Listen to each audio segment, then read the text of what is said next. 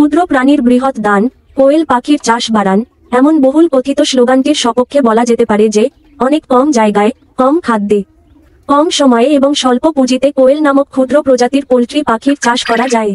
লক্ষ্য করা যায় যে অধিক পুষ্টি, সমৃদ্ধ খাদ্য প্রদান এবং ব্রয়লার পালনের অনেকটা অনুরূপ ব্যবস্থাপনায় ডিম ও মাংস প্রদানকারী উভয় ধরনের কোয়েল পালন করা যেতে পারে। তদুপরি কোয়েল বেশ অল্প সময়ে, প্রায় 6 সপ্তাহে, ডিম বা মাংস প্রদানের জন্য দৈহিক বৃদ্ধি ও বয়সপ্রাপ্ত হয়ে থাকে।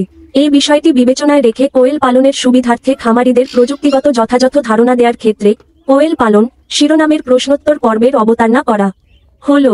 সংশ্লিষ্ট তথ্য: 1. কোয়েল কি ধরনের পাখি? ছোট্ট আকারের 250 থেকে 300 গ্রাম ওজনের ডিম ও মাংস প্রদানকারী পাখি। 2. কোয়েল কেন পালন করা হয়?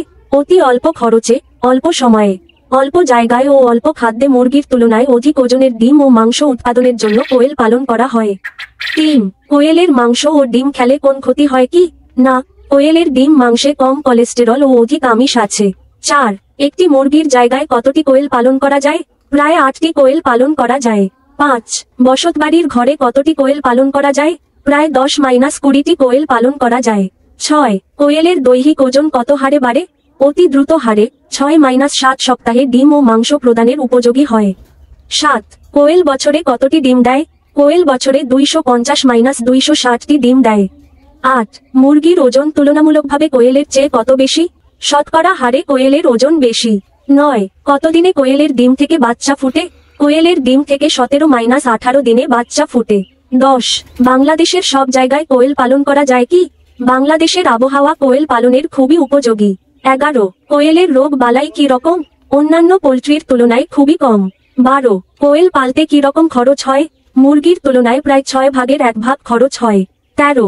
কোয়েলের বাণিজ্যিক পালন কখন শুরু হয়? বাংলাদেশে 1987-88 সনে কোয়েলের বাণিজ্যিক পালন শুরু হয়। 14. এশিয়ার আর কোন কোন দেশে কোয়েল পালিত হয়?